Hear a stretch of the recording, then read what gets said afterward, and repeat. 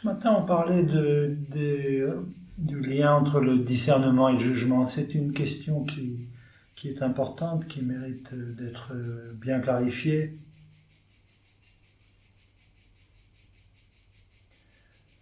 Je crois que c'est dans l'évangile, l'un des évangiles, il est question de discerner le bon grain de l'ivraie. Transposé dans des approches plus familières ici, ce serait distinguer le soi du non-soi, c'est-à-dire la conscience pure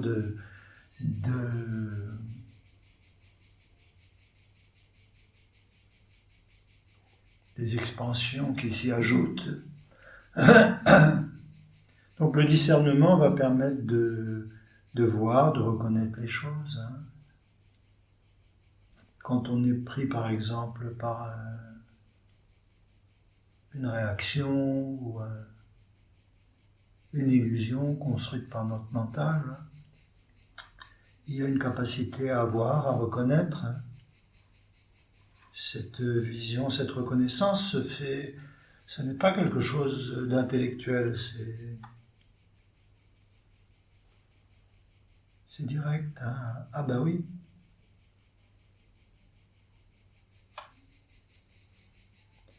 Le processus de jugement, c'est un processus intellectuel qui fait appel à la mémoire, à notre notion du bien, du mal, et aussi à la notion de positivité et de négativité qui sont liées à la position égotique, qui va considérer comme positif tout ce qui la renforce et comme négatif tout ce qui la remet en cause. Donc disons que ça fait partie des jugements fabriqués par notre mental, alors que le discernement fait appel à l'aptitude à la vision.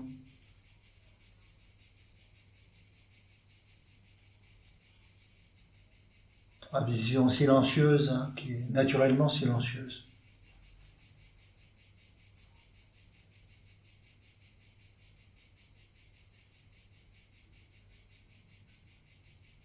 Bien sûr, sur un plan de la transcendance, la notion même de discernement n'a plus besoin d'exister.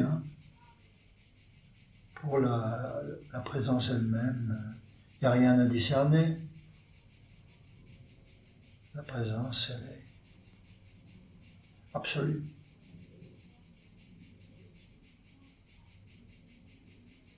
Mais sur un plan relatif, le discernement va permettre de faciliter les éliminations qui sont nécessaires pour révéler la substance d'être.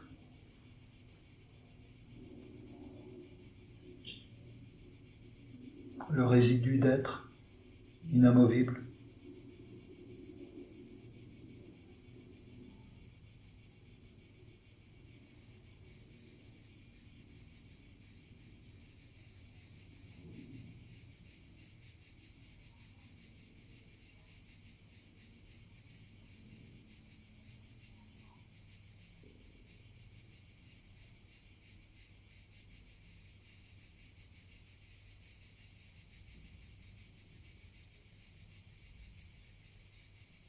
Il faut bien voir le jugement comme on va dire comme une activité mentale, égotique,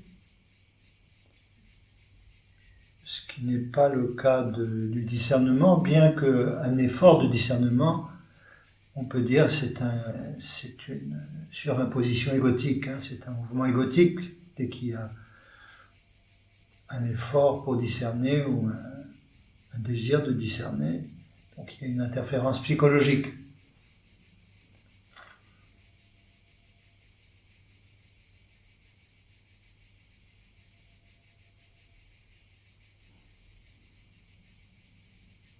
Dans l'expérience intérieure, donc on se réfère à ce qu'on appelle regard pur, écoute pure, c'est-à-dire regard, écoute qui ne sont pas asservis à l'activité mentale.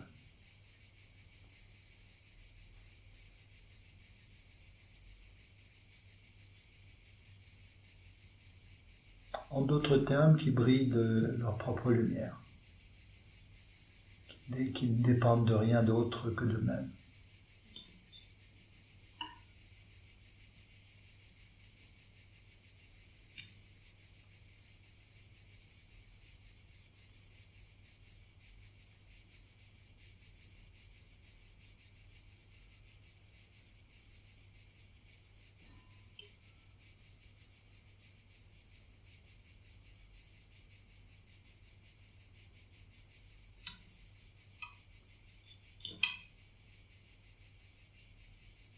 Et dans les souffrances psychologiques, donc, il est sûr que les jugements jouent un rôle important.